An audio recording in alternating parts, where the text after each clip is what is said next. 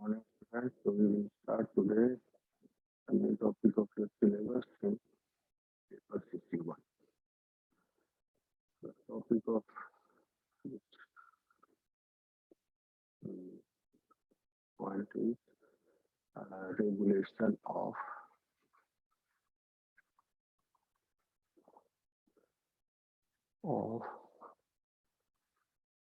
respiration. How respiration is getting regulated. Means यहाँ पर मतलब है वेंटिलेशन से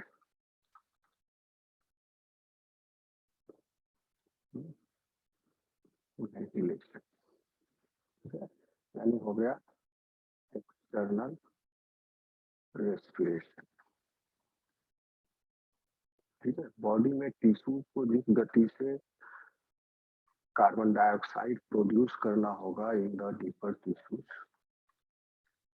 based upon the metabolic activity of those sales.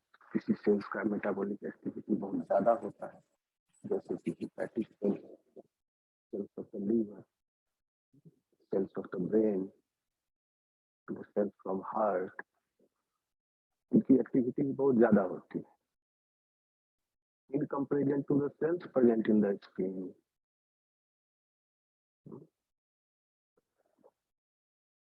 So, depending upon the cellular demand, they will produce CO2. They will consume oxygen. Okay, oxygen is getting consumed during aerobic respiration. Okay, in electron transport chain, where oxygen is the final acceptor of the electron. Then it joins the proton to produce water. Okay. तो हर cell का अपना अपना need है oxygen का. जिस cell की गतिविधि बहुत ज्यादा है, जिसका एनर्जी डिमांड बहुत ज्यादा है, उस सेल की में इलेक्ट्रॉन ट्रांसपोर्ट चेन बहुत ज्यादा होगा. नंबर ऑफ माइटोकॉन्ड्रिया जो उसमें ज्यादा होंगे, जैसे कि skeletal muscle, cardiac muscles, heart के सेल्स, न्यूरॉन्स, ब्रेन के सेल्स, हेपेटोसाइट्स, लीवर के sales. Okay, and all these cells will produce CO2. Okay? They will consume O2, but they will produce CO2. अब देखिए ऑक्सीजन का transport कैसे हो रहा है? By combining with hemoglobin, and hemoglobin is present inside the RBC.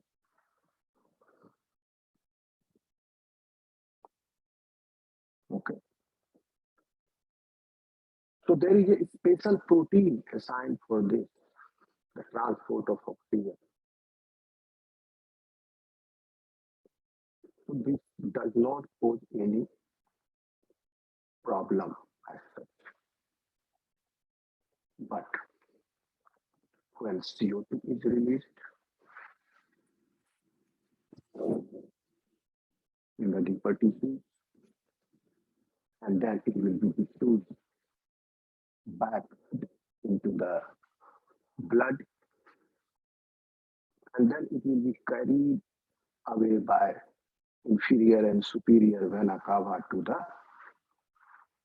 right auricle of the heart, where all the deoxygenated blood is getting collected, so that the right ventricle sends up the blood to the lungs via pulmonary artery. So the CO2 produced in the cells of our body, when it diffuses to the blood, in the capillaries first. Students, मेरी आवाज clear आ रही है? Yes, sir. Okay. There is no special any molecule for the transport of CO2.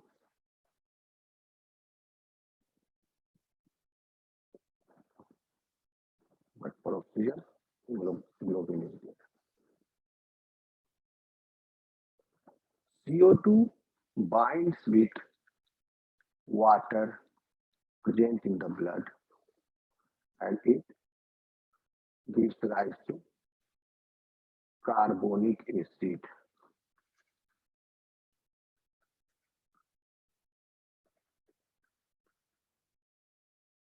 HCO, no, H2CO3. This is carbonic acid.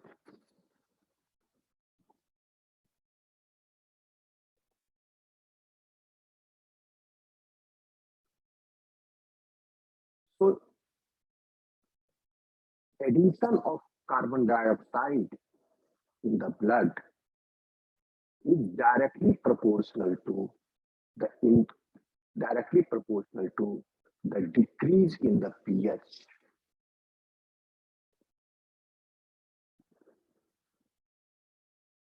Means जितना carbon dioxide blood में add होगा, carbon dioxide की मात्रा अगर ब्लड में बढ़ेगी तो उतना ही ज्यादा कार्बोनिक एसिड प्रोड्यूस होगा और जब कार्बोनिक एसिड प्रोड्यूस होगा तो ब्लड में एसिडिटी बढ़ेगी.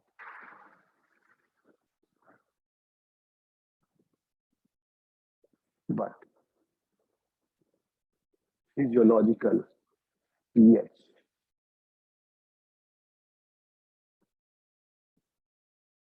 as you already know, that it is adjusted by our body via homeostatic mechanism in the range, in the close range of 7.35 to 7.45. This is the healthy range, normal range, healthy person's range, physiological pH.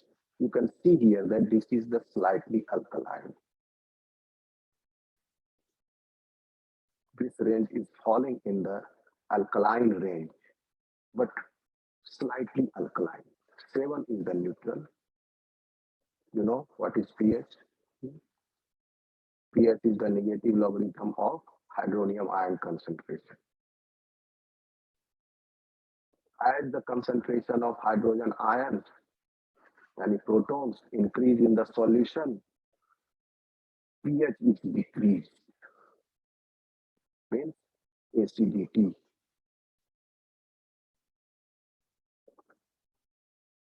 इसका ठीक उल्टा, hydrogen ion का concentration जितना कम होगा उतनी ही acidity कम होगी और hydroxyl ion का कंसंट्रेशन जितना ज्यादा होगा उतनी ही ज्यादा बेसिक होगा. तो ये तो हो गया जनरल नॉलेज. तो pH 7 का मतलब है at this pH, at pH 7, the concentration of hydrogen ions and the concentration of hydroxyl ions are equal. So this is a neutral pH. And body is maintaining for taking the output of the best of its function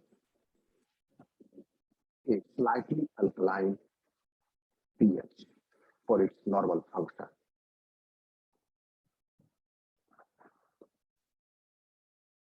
Okay, are you getting my point, students? समझ में आ रहा है यहाँ तक? Yes, sir. Okay. So आप कहोगे कि addition of CO2 is increasing the acidity of the blood. ये एक और टॉपिक है आपका एसिड. आप सिलेबस देखोगे ध्यान से, 1 सेकेंड आप देखो सिलेबस. ये टॉपिक ओवरलैप कर रहा है थोड़ा. एक अलग से टॉपिक है आपका acid mechanism of acid base balance, है ना. यूनिट 4 में है और हम लोग अभी रेगुलेशन ऑफ रेस्पिरेशन पढ़ रहे हैं, तो समझ लो अभी भी, उसका फिर से रिपीट कर देंगे या जल्दी पास कर जाएंगे, क्योंकि इस टॉपिक को थोड़ा समझने के लिए बताना जरूरी है। How CO2 is increasing the acidity of the blood.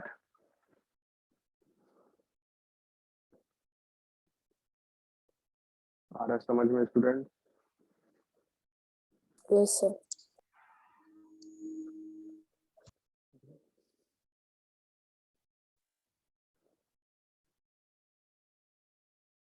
conceptual topic, you should understand this. Physics भी है, केमिस्ट्री भी है, बायोलॉजी भी।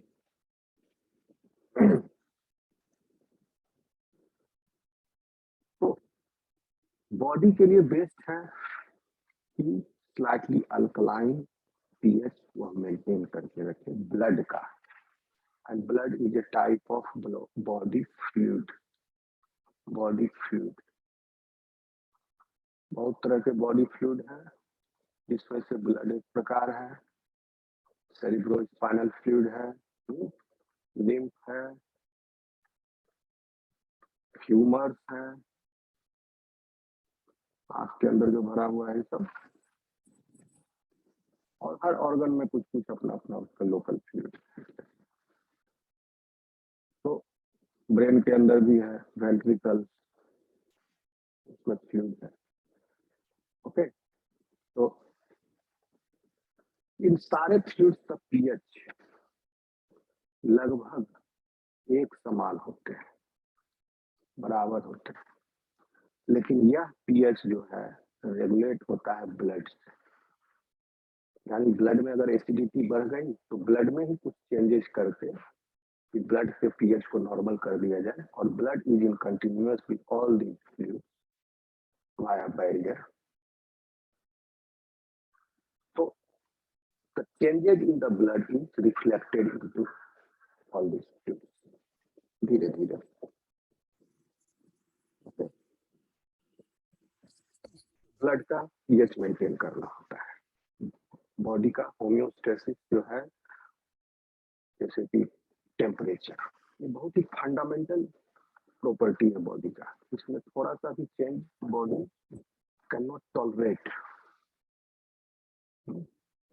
and it will lead to severe repercussions. If the pH of any person falls beyond 7.2, it will lead to death.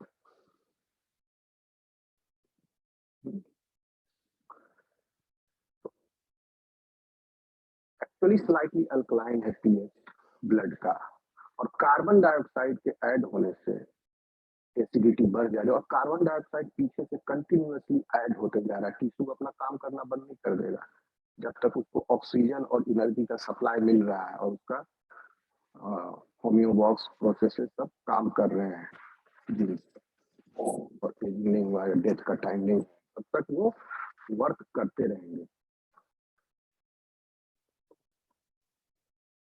Okay, so it will continuously add CO2 and it will increase the acidity of the blood. As the CO2 is getting added, acidity will be increased. So how you are doing it? So how they are maintaining it at alkaline? How body is maintaining it at alkaline range, in the alkaline range? You are expiring, expiration, expiring, expiration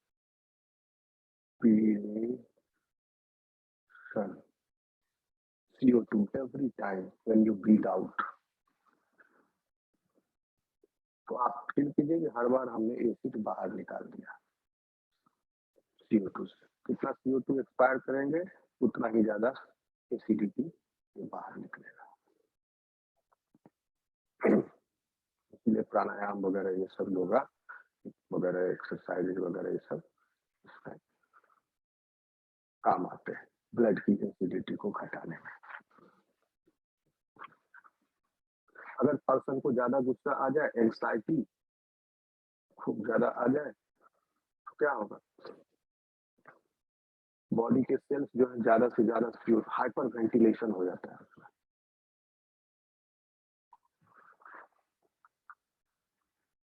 और hyper ventilation के द्वारा body blood से ज्यादा CO2 expire कर दिया जाता है, और जिससे क्या होता है कि ब्लड में एसिडिटी फॉल कर जाती है, घट जाती है।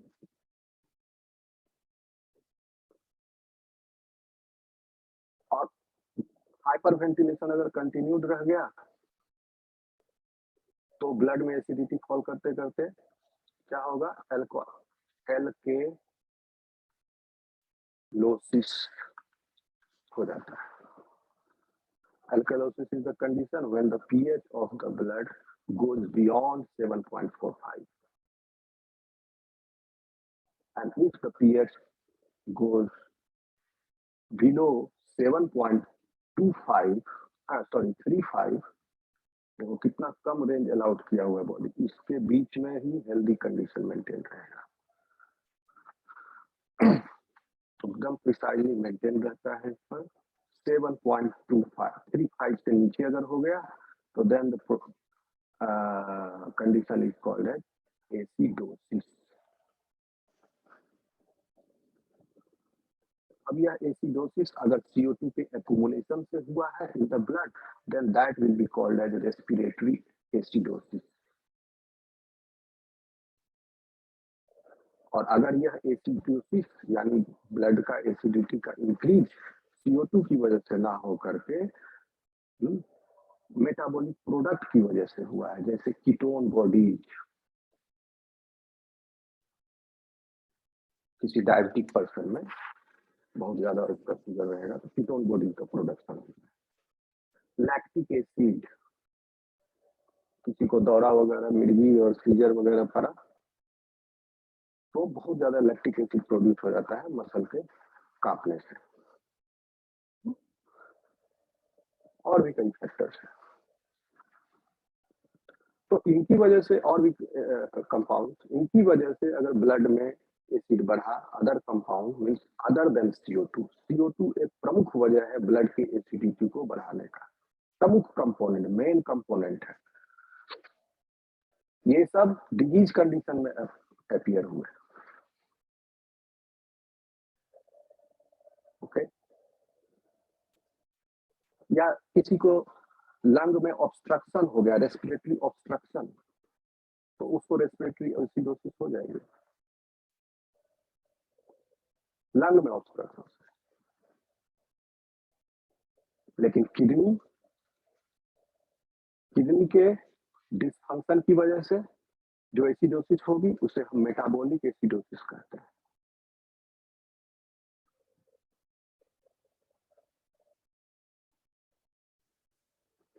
क्योंकि इन सब प्रोडक्ट्स को किडनी के द्वारा निकाल दिया जाना चाहिए, किडनी का फंक्शन हैम्पर हुआ, इसका मतलब ये वेस्ट प्रोडक्ट्स हैं, अनवांटेड प्रोडक्ट्स हैं, this would have been removed out from the body, but the accumulation of these things in the blood has caused the increase in the acidity, and that acidity is called metabolic acidity, acidosis. Signs and symptoms are same in both the case. Respiratory acidosis से अगर pH घटा हो, चाहे metabolic acidosis से pH घटा हो। PH घटने का मतलब एसिडिटी का बढ़ना। तो चाहे किसी भी वजह से घटा हो ब्लड का पीएच, उसका एक बहुत बड़ा वजह इफेक्ट ओवरऑल बॉडी के हेल्थ और पर्सन के सर्वाइवल पर देखने को मिलता है।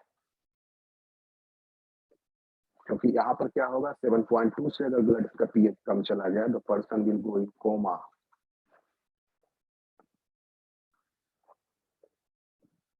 एंड अगर तुरंत इमीडिएट ट्रीटमेंट नहीं मिला उसे, 7.35 से जैसे ही कम हुआ इमीडिएट ट्रीटमेंट की जरूरत पड़ती है, तब तक सीवियर हो जाएगा पेशेंट। यहाँ पर 7.35 आया, 7.3 अगर हो गया पीएच, वो भूलना शुरू हो जाएगा, मैं कौन हूँ, आप कौन है, करने लगेगा। करीबियों को भी पहचानने मुश्किल हो सकती है और कम, क्योंकि ब्रेन का फंक्शन अल्टर हो जाएगा। उससे फिर और कम हुआ 7.2 तक जाएगा, फीमेल इन कोमा और डेथ भी हो सकती है। तो कितना खतरनाक है और कितना जरूरी है कि इसी एक छोटे से रेंज के भीतर, इससे ज्यादा अलाउड नहीं है बाहर जाना, इसका पीएच का डोलना, इसमें ही ये महदूद है। तो अब एसिडिटी जितनी बढ़ेगी उतना ही ज्यादा खतरनाक सिचुएशन। तो अब क्या मतलब है कि CO2 का एडिशन जब एसिडिटी को बढ़ा रहा है तो CO2 का रिलीज भी कंट्रोल्ड होना चाहिए बहुत ही अच्छे से। किसी भी तरह का इमरजेंसी सिचुएशन आए, बॉडी उसको कोप अप कर ले, क्योंकि CO2 का एडिशन डायरेक्टली पीएच को घटा रहा है और पीएच अगर लगातार घटते चला गया, रेंज से बाहर हो गया, तो इट विल लीड टू। तो ये बॉडी का बेसिक मैकेनिज्म है, समझ लो होम्योस्टेसिस है। जैसे कि टेम्परेचर भी एक तरह का है फैक्टर, इसमें भी एक क्लोज रेंज में बॉडी उसको मौजूद रखो। इससे ज्यादा अगर हो गया हाइपोथर्मिया, ऊपर चला गया तो hyperthermia, both are dangerous. Sodium, potassium chloride, ion का बैलेंस भी होम्योस्टेसिस प्रोसीजर फंडामेंटल बॉडी का नीड है। मेंटेनेंस ऑफ ग्लूकोज एवं 70 milligram per deciliter constantly in the blood, that also is necessary. Vitamin कम हो जाए, कैल्शियम कम हो जाए, आदमी मरेगा नहीं तुरंत, लेकिन ग्लूकोज का लेवल अगर 40 से कम हो गया तो person will go in coma. तो minimum 70 is required, 70 milligram per deciliter. The normal range of the glucose is 70 to 140 milligram per deciliter. Random आ रहा है समझ में?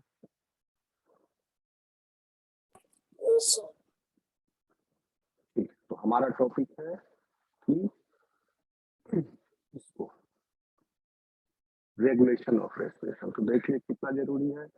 CO2 जो डीपर टिश्यूज में प्रोड्यूस हो रहा है उसको कॉन्स्टेंटली बाहर निकालना बहुत आवश्यक है। अगर वो एक्यूमुलेट हो गया तो it will cause in the increase of the acidity of the blood. Blood में बफर सिस्टम है, इस क्लोज रेंज में उसको मेंटेन करने के लिए। केमिस्ट्री आप नहीं समझेंगे तो फिर नहीं समझेगा। बफर सिस्टम क्या है ब्लड में? बफर मीन्स, बफर एक प्रकार का जोड़ा होता है जिसमें एक एसिडिक कंपोनेंट होता है, एक बेसिक कंपोनेंट होता है। इन दोनों के बीच में ट्रांजिशन होते रहता है and based upon the concentration of the acidic component and the basic component, if the pH of the buffer is maintained, then if the addition of acidic thing in the buffer, it will maintain the pH. तो सबसे बड़ा buffer system है body का ये, blood में main buffer system है आपका यही कार्बोनिक एसिड, H2, CO3 और बाइकार्बोनेट HCO3 माइनस। बाइकार्बोनेट बनता है after the deprotonation of carbonic acid. Carbonic acid से एक प्रोटॉन निकल गया, H plus plus CO3 minus, this is called as bicarbonate.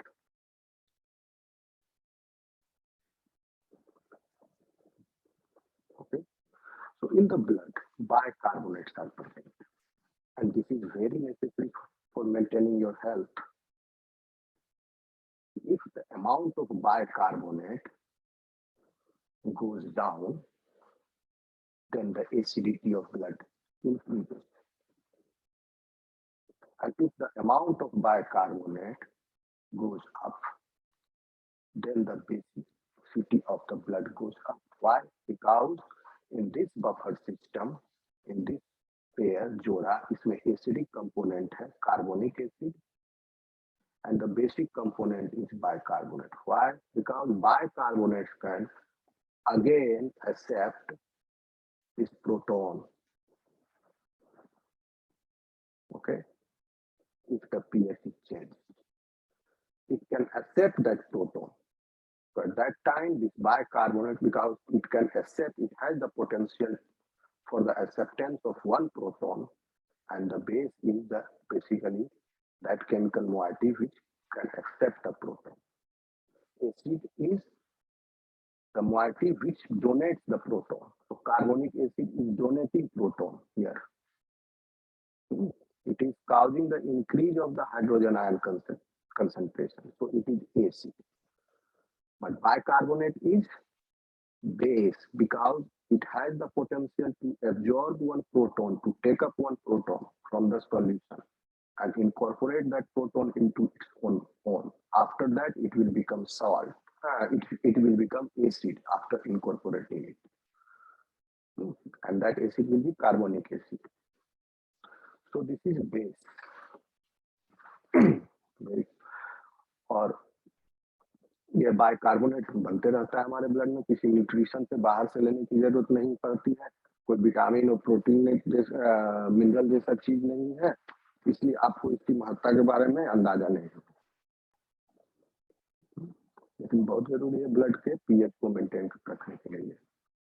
और ये क्योंकि अपने आप प्रोड्यूस हो रहा है, हम जो CO2 छोड़ने वाले थे वो CO2 H2 CO3 से अब बाहर एक्सपायरेट ना हो करके वो ब्रेक डाउन हो करके बाइकार्बोनेट में फंसा हुआ है CO2। बस यही है। कभी चांस मिलेगा वो बाइकार्बोनेट को तो फिर से कार्बोनिक एसिड बन जाएगा, तो लंग से फिर एक्सचेंज हो जाएगा वहां पर।